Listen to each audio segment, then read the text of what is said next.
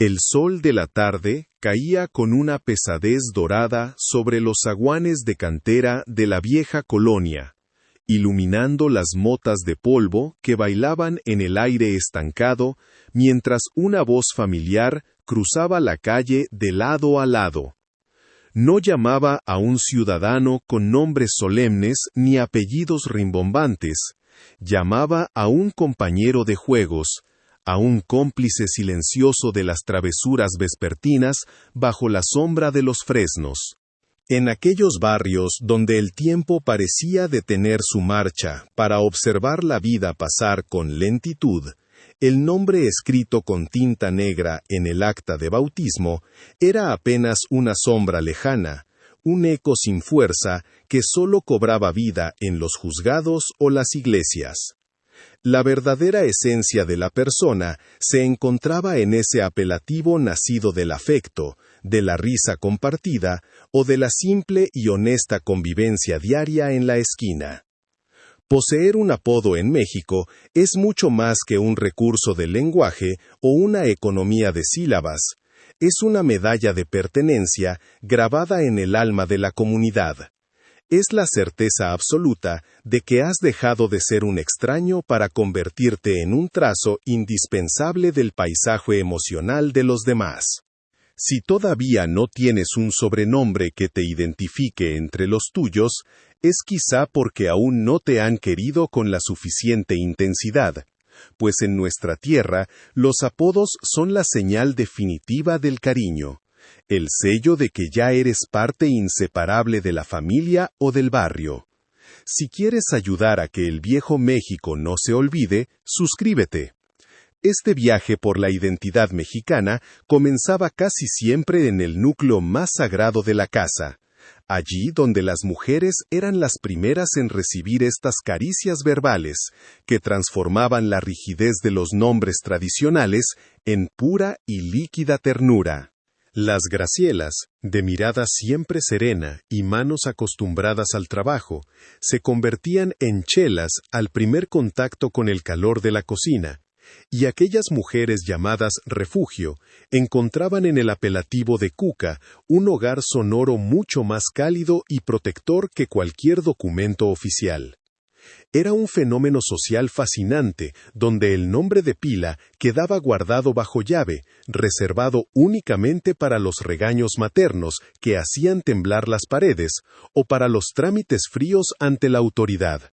En la mesa familiar, entre el aroma del café de olla y el rumor constante de las pláticas sobre el pasado, las Gabrielas se transformaban en Gaby desde los días de la primaria, y las Pilares respondían al nombre de Pili sin dudarlo un segundo. Estos diminutivos fluían con tal naturaleza que, con frecuencia, los vecinos ignoraban por completo el nombre de pila de la persona. Lo más curioso era cómo estos apodos lograban saltar el muro de las generaciones. La abuela Cuca le heredaba el mote a la nieta, manteniendo viva una forma de intimidad que decía, sin necesidad de explicaciones, que esa persona era cercana, profundamente querida y parte de un círculo donde las formalidades de la calle no tenían cabida alguna. Adentrándonos más en el mapa de nuestras calles, llegamos a ese territorio indómito de los apodos físicos, un terreno que en otras latitudes podría ser considerado áspero o incluso ofensivo, pero que en el suelo mexicano se transmuta en una de las mayores pruebas de adopción y afecto. El chato, aquel de nariz breve o aplanada, y el chaparro o la chaparra, cuya estatura nunca alcanzó las nubes, pero sí el corazón de su palomilla, portaban sus nombres con una dignidad silenciosa. En los patios de las escuelas de antaño, donde el olor a goma de borrar y a tierra mojada lo inundaba todo, estos sobrenombres se asignaban desde el primer día de clases como un bautizo de fuego que te acompañaría por el resto de tus días. No importaba si con los años te convertías en un eminente profesionista, si acumulabas títulos nobiliarios o reconocimientos internacionales. Para la familia y para los viejos amigos del barrio, siempre conservarías esa identidad original. Había algo profundamente hermoso y reconfortante en esa continuidad, en saber que, sin importar cuánto cambiara tu rostro frente al espejo o cuántas canas poblaran tu sien, para los ojos de quienes te conocieron primero, seguía siendo aquel mismo chamaco inquieto que corría tras un balón desinflado. Casi al mismo tiempo surgían aquellos apodos que definían el carácter, esculpiendo la personalidad de quien los llevaba ante los ojos de la sociedad. El ñoño, ese niño de anteojos bien puestos y cuadernos impecables, era el guardián de la formalidad en un mundo de juegos desordenados. Aunque en su momento el término pudiera sonar a burla ligera, con el paso de las décadas se convertía en un estandarte de orgullo. Muchos de esos niños estudiosos fueron los que, con su esfuerzo callado, sacaron adelante a familias enteras, transformando el mote en sinónimo de lealtad y rectitud. Por otro lado, estaba el nene, una figura casi mística en la estructura del hogar mexicano. El nene era el consentido, el retoño más pequeño, aquel que siempre contaba con la protección del resto de la estirpe. No importaba que el tiempo siguiera su curso inexorable y que aquel nene cumpliera los 40 o los 50 años, luciendo una barba poblada y una voz grave. Para su madre y para sus hermanos mayores, seguiría siendo aquel ser que necesitaba ser cuidado y procurado. Es en estos términos donde reside la verdadera psicología de nuestra gente, una forma de detener el reloj y mantener viva la ternura protectora, recordándonos que en el refugio de la casa, el tiempo es una variable que simplemente no tiene permiso de entrar. En el léxico sentimental de México, decir gordo o gorda no es una descripción médica ni un juicio estético, es casi una declaración de amor profunda y absoluta. Suena contradictorio para quien mira desde fuera, pero para nosotros es la forma más pura de la ternura. Las parejas se susurran estos motes al oído como si fueran versos, y las madres llaman así a sus hijos incluso cuando son espigados como juncos, porque en ese apelativo no se habla del peso del cuerpo, sino de la abundancia del alma y de la suavidad del cariño. En cada grupo de amigos siempre hubo un gordo que oficiaba como el alma de la fiesta, un ser bonachón y generoso cuya sola presencia parecía hacer el mundo más cómodo y seguro. A su lado, casi por ley natural de equilibrio, siempre aparecía el flaco. Generalmente era el larguirucho del grupo, aquel joven de extremidades infinitas que parecía tener un pozo sin fondo por estómago, pues siempre andaba buscando qué comer sin que un solo gramo se atreviera a quedarse en su figura. El flaco era el inquieto, el que se movía como un relámpago entre los callejones. Y así, entre gordo y flaco, se escribía la psicología sencilla de nuestras convivencias, donde la descripción del cuerpo era simplemente el pretexto para definir una personalidad inolvidable. Pero si existe un título que ha logrado democratizarse hasta alcanzar cada rincón de la República, ese es el de güero. Es, quizás, el apodo más universal y elástico de nuestra cultura. No hace falta poseer cabellos de trigo ni ojos de cristal para ser ungido con tal distinción. En el México de las plazas y los portales, basta con tener la piel un poco más clara que el promedio o simplemente una presencia que inspire confianza, para que el marchante del mercado te reciba con un sonoro y melodioso güerito. Este apodo carga con una historia cultural compleja, pues aunque en siglos pasados se asociaba a ciertos privilegios de casta, el pueblo mexicano lo tomó para sí, lo lavó en las fuentes de la cotidianidad y lo volvió un término de cortesía absoluta. El güero de la colonia podía ser perfectamente el hijo del carnicero de la esquina, o el mecánico que se afanaba bajo el cofre de un coche antiguo con las manos manchadas de grasa. Al final del día, lo que importaba no era la tonalidad real de la piel bajo el sol inclemente, sino la forma tan cálida y familiar en que se utilizaba el término para derribar las barreras de la distancia y crear, en un instante, una cercanía que nos hacía sentir a todos bajo una misma luz. En las aulas polvorientas de las escuelas públicas o en las canchas de cemento donde se desgastaban los tenis, siempre hubo también un pelón que destacaba entre la multitud.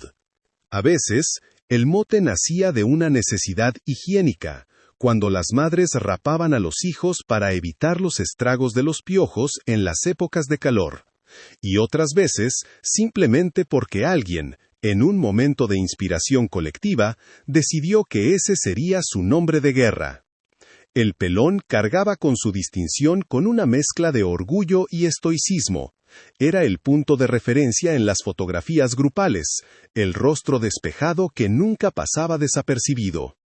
Con el correr de los años, muchos de aquellos pelones dejaron crecer melenas abundantes o barbas tupidas, pero el apodo se quedó adherido a su historia como una costra de nostalgia. Se volvía un recordatorio constante de su origen, una marca de agua que les decía quiénes habían sido en aquellos años de gloria capilar escasa, cuando la vida se medía en la distancia que había entre la portería hecha con piedras y el silbatazo final que anunciaba el regreso a casa para la cena. Dejando atrás las señas físicas que nos marcaron en la infancia, entramos en el asombroso terreno de la alquimia lingüística, donde los nombres bautismales se transforman mediante una lógica que solo el corazón mexicano comprende. Es aquí donde Lorenzo, un nombre de resonancias romanas y solemnes, se convierte en Lencho por una suerte de magia que no conoce de reglas gramaticales ni de academias de la lengua. Lencho es un nombre que sabe a tierra húmeda, a surco recién labrado y a ese México rural que poco a poco se ha ido desvaneciendo entre las luces de neón de las grandes ciudades. Escuchar que alguien llama a un lencho es invocar la imagen de un hombre de palabra, de manos curtidas por el sol y de una nobleza que no necesita de adornos. Eran los señores que se levantaban antes que el sol para atender a los animales, hombres que cargaban con su apodo como un estandarte de honestidad. Hoy, conforme el nombre de Lorenzo se vuelve una rareza en las actas de nacimiento, también se va perdiendo ese lencho entrañable que protagonizó tantas anécdotas en los patios de las casas grandes, dejándonos un vacío de nostalgia por una época donde la palabra empeñada valía más que cualquier contrato firmado. En esta misma danza de sílabas que se encuentran y se pierden, el nombre de Salvador experimenta una metamorfosis casi inexplicable para el oído ajeno, convirtiéndose en Chava.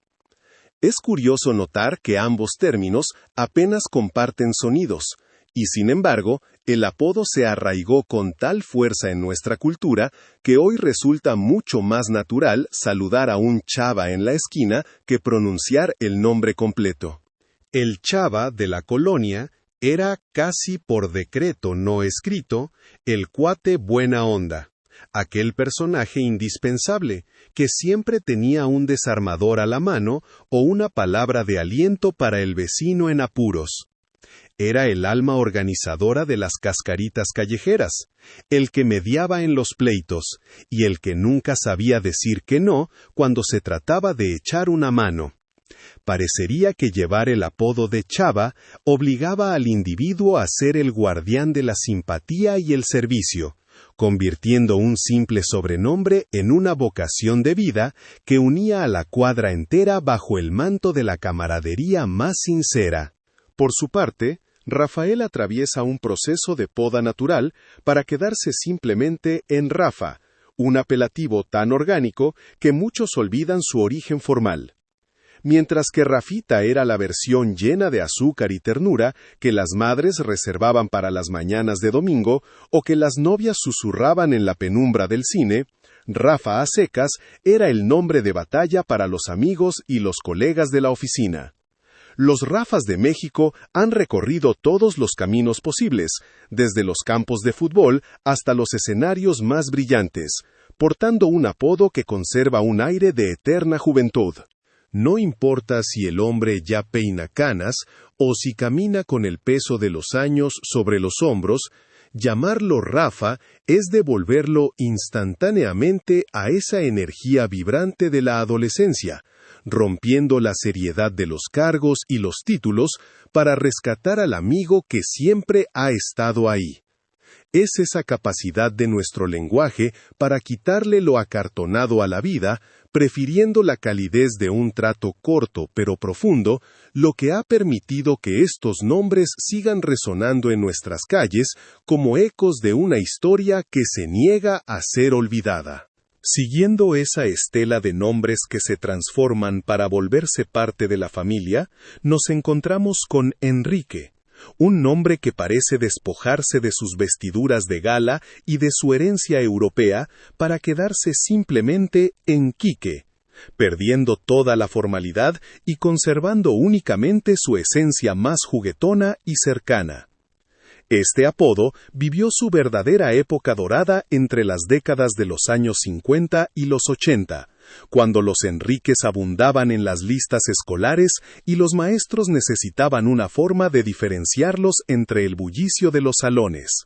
Hoy el nombre de Enrique ha ido cediendo terreno ante nuevas modas, y con su ausencia se va desvaneciendo también ese Quique de las canchas de asfalto, de los recreos ruidosos y de aquellas tardes donde la vida se resolvía con un juego de canicas o el giro perfecto de un trompo sobre la palma de la mano. Los que aún conservan el mote suelen ser hombres que ya peinan canas, pero que responden con la misma chispa en los ojos a ese llamado que les devuelve, por un instante, la ligereza de su infancia. De igual manera, José María surge como un eco de esos nombres compuestos tan tradicionales que hoy nos parecen sacados de una novela de otra época, pero que los mexicanos supimos simplificar en Chema con una habilidad artesanal única. Es fascinante cómo nuestra lengua unió la primera sílaba de José con la de María, creando una palabra que no tiene una relación fonética aparente con sus orígenes, pero que encaja a la perfección en el rompecabezas de nuestra identidad. Los Chemas de antes eran figuras que inspiraban una confianza inmediata. Eran el abuelo cariñoso que siempre tenía un dulce en el bolsillo, el tío que mejor sabía contar las historias de la familia, o el padrino generoso que nunca olvidaba un cumpleaños. En este apodo reside una extraña mezcla de respetabilidad y cercanía que muy pocos sobrenombres logran transmitir, convirtiéndose en un refugio para quienes llevan un nombre tan solemne. Pero si existe un nombre que es, en sí mismo, un estandarte de nuestra tierra, ese es Guadalupe. Es el nombre de la Virgen Morena, el de millones de mujeres, y también el de muchísimos hombres que llevan la devoción grabada en su identidad. Lupe es la versión corta, directa y humilde, mientras que Lupita es el diminutivo impregnado de una ternura que parece no tener fin. Este apodo carga con un peso cultural y religioso que define a la nación entera. Las Lupitas de México han sido las madres abnegadas que sostuvieron los hogares en tiempos difíciles, las maestras dedicadas que alfabetizaron a pueblos enteros, y las enfermeras que nunca conocieron el cansancio. El nombre y su apodo están tan profundamente ligados a la fibra nacional que pronunciar Lupita es, en esencia, invocar la historia de las mujeres que han construido este país desde el silencio y el amor. Es imposible entender lo que significa ser mexicano sin rendir un homenaje a todas las Guadalupes que han llevado ese nombre con el orgullo de saberse herederas de una tradición sagrada. En esa misma línea de transformaciones que se sienten naturales, Ignacio se convierte en Nacho con una fluidez que nadie se atreve a cuestionar. Este apodo es tan nuestro que incluso terminó bautizando a un platillo que hoy se degusta en cada rincón del planeta, nacido, según cuenta la leyenda, de la ingenio de un señor llamado Ignacio, que, como buen nacho, supo resolver una necesidad con lo que tenía a la mano. Los nachos mexicanos suelen ser personas de un carácter contundente, hombres decididos y francos que no necesitan de adornos para hacerse respetar. Para ellos, Nacho no es simplemente una forma de acortar su nombre, es una identidad completa y robusta, que muchos prefieren por encima de su apelativo de pila, porque suena a confianza, a trato de cuates y a esa lealtad inquebrantable que se forja entre aquellos que han compartido el pan y la sal durante toda una vida. En esa misma sintonía de cercanía que desafía el paso del tiempo, el nombre de Antonio se desprende de sus primeras letras para quedarse en Toño, un apelativo que tiene la virtud de sonar a amistad de toda la vida apenas se pronuncia. Es un nombre versátil, pues un niño puede ser Toño, un joven puede ser Toño, y un abuelo de 80 años puede seguir siendo Toño sin que el término pierda un ápice de su dignidad o su frescura. En las familias numerosas de antaño, nunca faltaba el tío bromista o el primo que organizaba las posadas y que respondía a este nombre con una sonrisa dispuesta. Casi con la misma calidez, Eduardo se transforma en Lalo mediante un proceso que desafía cualquier regla de abreviación conocida, pues no hay rastros de sus letras originales en el resultado final. Sin embargo, en la lógica del corazón mexicano, Lalo es el sonido de la suavidad y la confianza. Es el apodo del consejero, del amigo al que se busca en los momentos difíciles, demostrando que en México la identidad no se construye con reglas gramaticales, sino con la voluntad de hacernos sentir siempre bienvenidos. Secretos del Viejo México existe para que nuestra historia no se olvide. Suscríbete. Llegamos entonces al campeón de la versatilidad, Beto. Este es el apodo comodín de nuestra cultura, el manto que cobija a los Albertos, Robertos, Norbertos y Humbertos por igual. En una misma reunión familiar de aquellas que llenaban los patios de risas y vapor de tamales, podían convivir 3 Betos distintos sin que nadie se confundiera, pues cada uno cargaba con una seña particular que lo distinguía. El Beto grande, el Beto de la esquina o el Beto del taller. De igual manera, Guillermo se reduce a Memo en un acto de sencillez puramente mexicana, donde el nombre formal se siente casi como un regaño o un trámite burocrático del que todos queremos escapar para refugiarnos en la calidez del trato diario.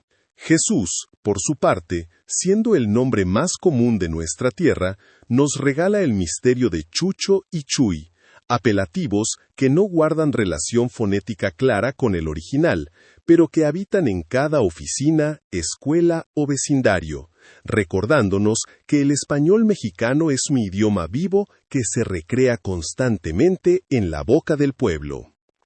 El clímax de este recorrido lo encontramos en Francisco y José, 2 nombres que sostienen los pilares de nuestra historia.